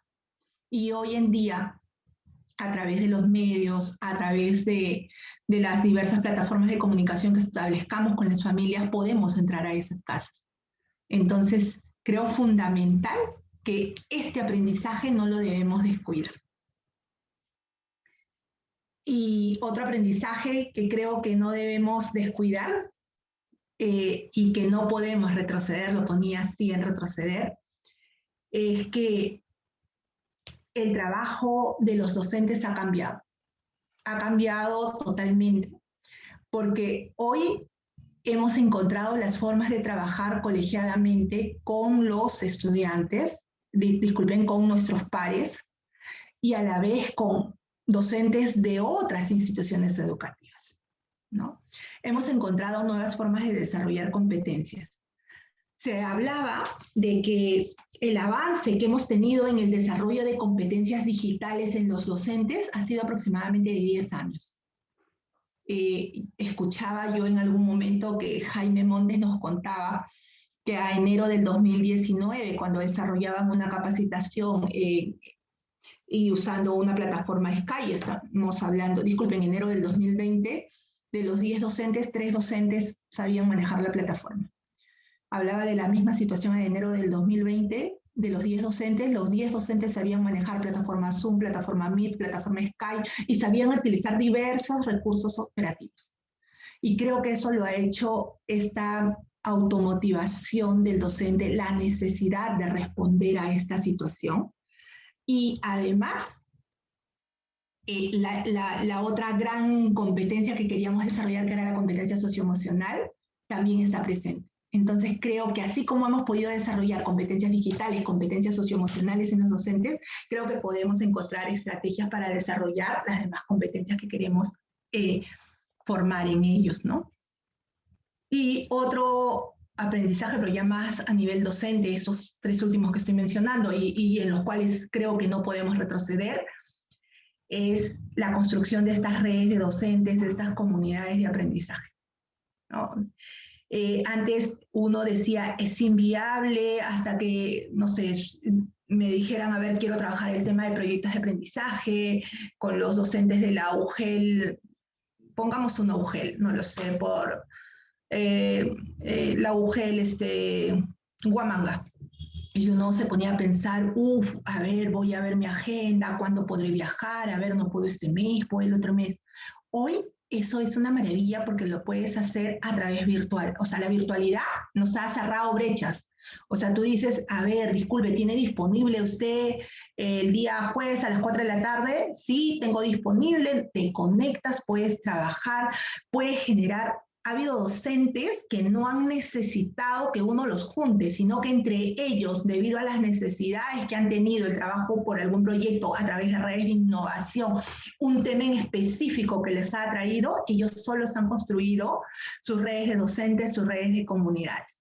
Y creo que esta experiencia no debemos dejar de pasar o esperar que esto decaiga, ¿no? Debemos seguir trabajando ello. Los docentes creo que han sido nuestros héroes este año para poder trabajar y poder responder a la pandemia, ¿no? Y son, creo que, los artífices de los mayores aprendizajes.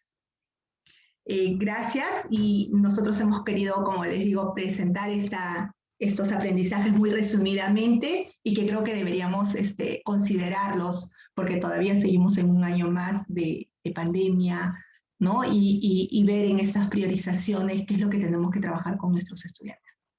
Gracias a todos.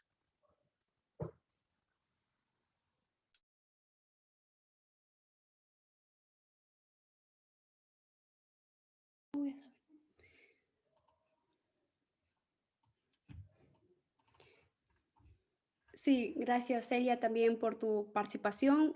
Has tocado también temas muy interesantes, ideas, dentro de ellas las habilidades socioemocionales, la atención y la diversidad, y el tema de la conectividad también, que es muy importante en esta coyuntura que todas padecemos. Gracias. A continuación, les compartiremos un link para quienes gusten puedan obtener una constancia. Les voy a enviar por el chat del Zoom y también por la transmisión del Facebook. Agradecemos a nuestras 3 ponentes. Gracias y bueno,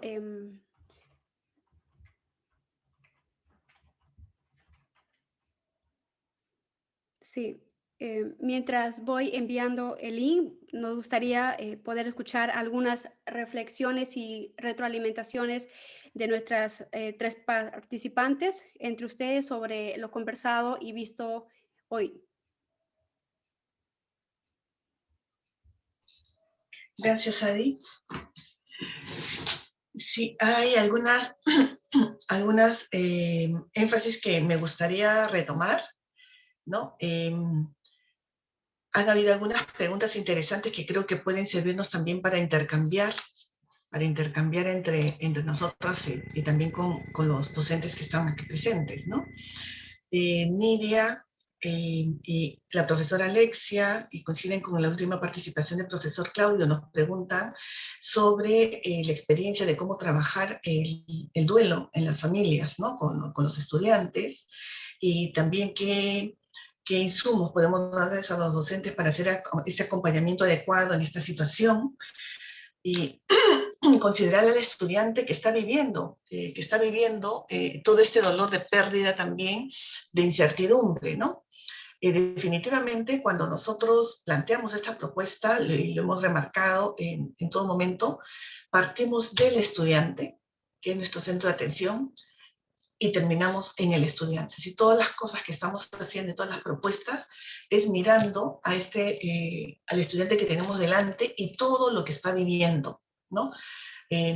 Por eso es que hemos puesto como características de esta propuesta pedagógica, ya mirándolo, trabajar temas desde su interés y aquellas situaciones que están en el contexto global, en el contexto local y que lo afectan directamente. Esta situación definitivamente sí lo afecta. Estamos tratando de proporcionar, sí, las herramientas necesarias. Hemos tenido 3 programas el año pasado de soporte socioemocional al docente, porque sabemos que él está cargando con toda una gran responsabilidad, especialmente por enfrentarse a una situación desconocida, a un medio remoto que tampoco lo conocía muy a fondo, pero que ha podido dar la talla, ¿no? Coincido mucho con Celia y con Rosario al decir que este docente es realmente el que se ha comprado el pleito, el que da todo de sí para poder responder de la mejor manera, ¿no? Docentes que son capaces de hacer estos desplazamientos que nos ha mostrado Celia, docentes que viajan y se trasladan tomando todas las precauciones, pero siempre hay riesgo, ¿no? Estos programas que hemos desarrollado el año pasado es para brindarle las herramientas de soporte socioemocional y de manejo de estrés, ¿no? Hemos tenido programas de maestros emocionantes, programa de psicólogos emocionantes, porque también las escuelas lo han tenido. En las escuelas hemos tenido también que los mismos equipos directivos han proporcionado psicólogos, han contratado psicólogos para darle esta atención a los docentes, también para cuando lo requerían. Hemos tenido concurso también de otras experiencias y webinars también para proporcionar elementos concretos que pueden ayudar al docente a poder recuperar su calma y su tranquilidad en momentos tan difíciles como los que estamos viviendo. No es fácil atender y estar frente a chicos que están viviendo duelo, a familias que están viviendo duelo, cuando el propio docente también lo está viviendo. Entonces, el docente tiene lo suyo, tiene de sus estudiantes y tiene de sus padres de familia. Por eso es tan importante este aspecto afectivo y socioemocional para que pueda mantener un equilibrio sano. Esto totalmente de acuerdo con los profesores que lo han hecho, ¿no? Que lo han dicho. El profesor Claudio también nos dice qué se puede hacer frente a la UGEL, que a veces es demasiado estructurada, y cómo poder tener autonomía frente a esto. La idea es no hacer enfrentamientos. Creo que el objetivo lo tenemos en común ministerio, UGELes y las escuelas y los docentes. Queremos que los chicos puedan vivir de la mejor manera todo este escenario y que puedan transitar con mayor tranquilidad. Sabemos que queremos eso. sabemos que queremos construir ciudadanos y ponemos todos los medios al alcance. Lo que ha pasado el año pasado con el Aprendo en Casa ha sido que se quiso ver que esta era la estrategia y que fuera de eso no había nada. Eso le quita al docente su profesionalidad, le quita la capacidad al docente de decir, podemos hacerlo de esta otra manera. Creo que el diálogo con ellos puede resultar. Además, sí es cierto, tienen una estructura de seguimiento, de acompañamiento, de seguimiento y también de supervisión por roles compete, pero creo que poder enfatizar lo que nosotros queremos y qué es lo mejor para el estudiante está por encima de todo. Ahora, el Aprendo en Casa se convierte en una estrategia. No significa que, ya, voy a hacerlo de fe y alegría, no voy a hacer Aprendo en Casa. No se opone. El Aprendo en Casa es una herramienta. Si yo miro a mi estudiante y parto de él, de sus necesidades, sus intereses, entonces empiezo a mirar las cosas de otra forma, porque yo digo, ya, muy bien, del Aprendo en Casa, esto me sirve, este recurso me es válido, esta estrategia también, y lo puedo incorporar a la elaboración y al diseño de los proyectos de aprendizaje o del material de autoaprendizaje. Es decir, no se contraponen, al contrario, creo que pueden compatibilizar muy bien. Y también el docente que tiene esta mirada en sus estudiantes puede decir, esta semana el Aprendo en Casa no me sirve porque mis chicos van por otro lado. Entonces, tener esa libertad de hacerlo. Y cuando hagamos el reporte, ser sinceros con la UGEL. En la ficha que nos manda la UGEL, poner qué cosas estoy tomando del Aprendo en Casa y qué cosas no. Y decir también por qué no. Y aumentar y decir, no estoy haciendo esto, pero estoy haciendo esto otro. Entonces, ahí nos damos cuenta de que el perfil docente va asumiendo ese rol que realmente queremos. Un profesional que reflexiona sobre lo que vive, que reflexiona sobre lo que están viviendo sus estudiantes y que hace propuestas y son válidas, ¿no? Entonces, mirar a la UGEL como aliados. En algunos casos es más sencillo, estamos seguros, en otros casos no tan sencillos, pero también estamos seguros que los docentes que están convencidos en las instituciones educativas, que se fortalecen en esas comunidades de aprendizaje, son capaces de hacer esos planteamientos frente a la UGEL.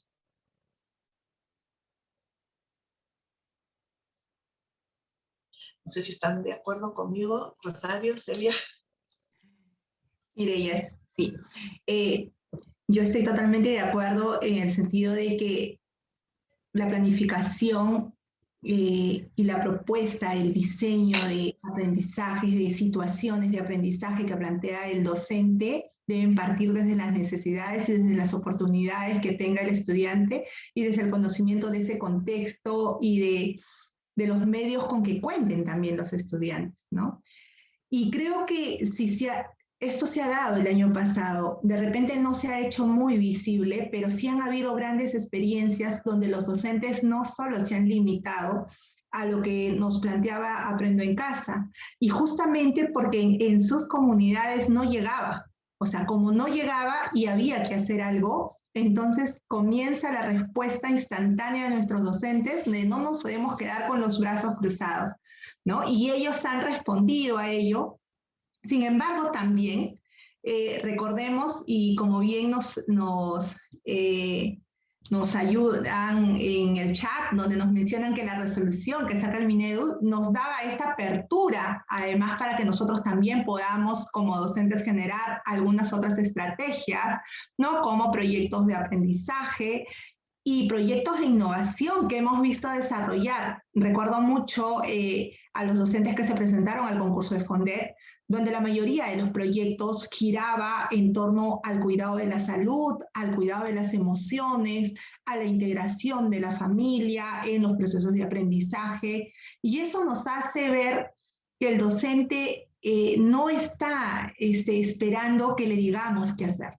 Que este docente peruano tiene mucha iniciativa, apuesta por los aprendizajes, ¿no? Y además tiene muy claro la importancia de su estudiante y esto me plantea cuando sale a buscarlo y no se queda con la información de que no me contesta el celular, que no sé nada de él, sino que salgo y digo dónde está, cómo puedo hacer, debo ir a esta comunidad o no debo ir a esta comunidad, aún en perjuicio de su propia salud y de su propio bienestar. Yo me quedo con una de las reflexiones que a nosotros nos llamaba más la atención, que es el docente en su contexto el que debe definir esta priorización de aprendizajes que debe desarrollar en sus estudiantes, ¿no? Priorizar competencias que le van a ayudar a desarrollar este proyecto de vida que se está planteando el estudiante. Hoy el estudiante del año pasado de quinto salía y no sabía qué va a hacer de su vida, ¿no? O sea, decía, independientemente del sentimiento de me perdí la fiesta de promoción y el viaje de promoción, o sea, el estudiante decía, en este tiempo de pandemia, ¿qué voy a estudiar? ¿Qué voy a hacer? El otro año, ¿podré ir a la universidad? No podré ir a la universidad, ¿qué es lo que hago? ¿No? Es importante trabajar ello, es importante retomar el trabajo del proyecto de vida en los estudiantes y por lo tanto es importante también trabajar esas habilidades socioemocionales, esas competencias básicas también que ellos deben tener y que les ayuden a desarrollar ello. Coincido también contigo que no solamente debemos trabajar con el docente, el tema de las competencias emocionales, la educación emocional desde su rol profesional. O sea, no lo debemos trabajar porque él va a ser el soporte del estudiante, sino que debemos trabajarlo desde la mirada de que él tiene que estar bien como persona en su dimensión personal para poder atender en todo su potencial a sus estudiantes. Gracias.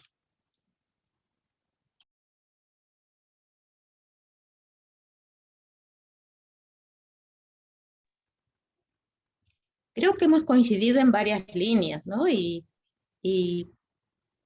para mí lo importante era ver que el trabajo, la propuesta de Fe y Alegría, como una sistematización de su experiencia en el año que ha pasado, realmente está dentro del contexto que ellos siempre han trabajado, que es la educación popular, y con todos sus principios, ¿no? Y esos principios están definitivamente alrededor del docente, de la acción del docente. El mismo hecho del diálogo de saberes. ¿Quién propicia ese diálogo de saberes para poder hacer un plan flexible? Porque tiene que leer el contexto, tiene que leer las necesidades e intereses de los estudiantes, incluso tiene que ponerse en contacto con los elementos de la comunidad, ¿no? Entonces, ese diálogo de saberes lo maneja el docente, ¿no? Lo va recogiendo y los va interrelacionando para poder plantear ese plan flexible y esa ruta que ustedes han ido proponiendo, pero que creo que es resultado de muchos años de experiencia, ¿no? Muchos años de experiencia, y esos años de experiencia han jugado muy bien, porque ya sus experiencias, por ejemplo, de hacer estos proyectos integradores no es de ahora, ¿no?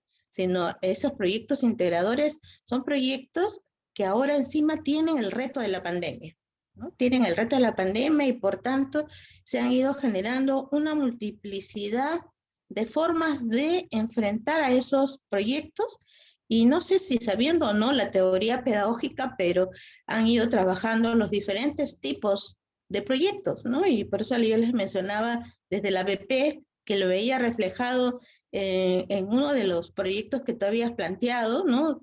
Que habían elegido, porque yo sé que hacen muchos, también veía reflejado un caso, por ejemplo, veía reflejado específicamente un caso, y en otro momento, porque he tenido relación con la gente de Fe y Alegría, he visto que sus proyectos se aproximan mucho también al aprendizaje de servicio en relación a la comunidad, que aportan a la comunidad.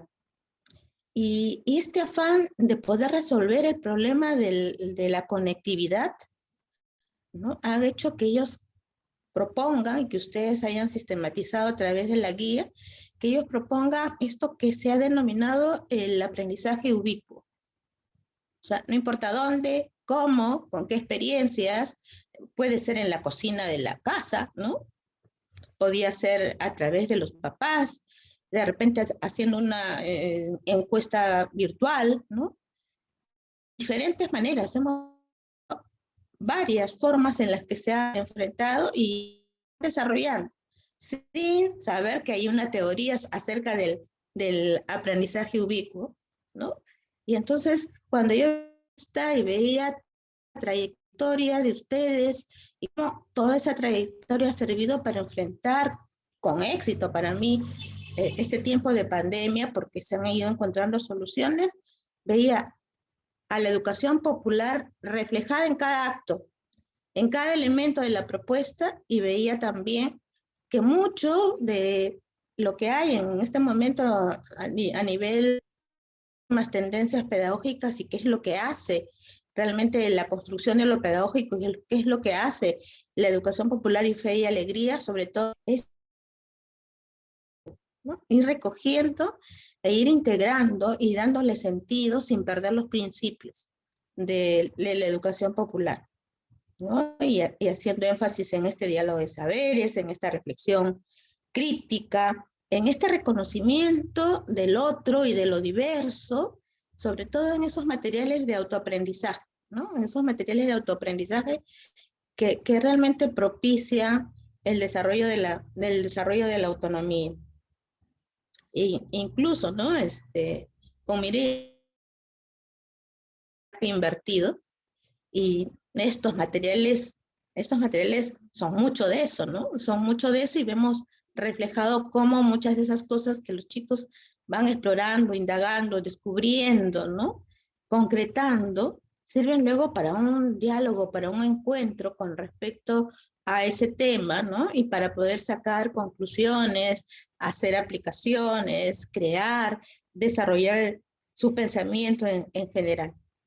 Y otro tema en los que hemos coincidido, porque hemos coincidido en estas partes concretas de la práctica, en otro tema que hemos coincidido mucho es en el aspecto del acompañamiento. En el aspecto del acompañamiento, destacando el rol docente, el trabajo en equipo, ¿no? Pero el acompañamiento es fundamental. Por eso es que cuando yo releía, porque hace un tiempo tuve la oportunidad de volver a revisar eso de la importancia de cómo la educación popular ha ido construyendo lo pedagógico, esta lista que les he planteado acerca de cuáles son las características que debe tener un acompañamiento me parece fundamental, ¿no? Para tomarla en cuenta, para que nos dé incluso impulso frente a otro tipo de supervisiones, por ejemplo, la preocupación que tenemos de nuestra relación con la UGEL. Si este tipo de acompañamiento permite, ¿no?, poder dar razón de lo que se hace, dar explicación de lo que se hace, por qué se hace, por qué tenemos y tomamos decisiones, ¿no?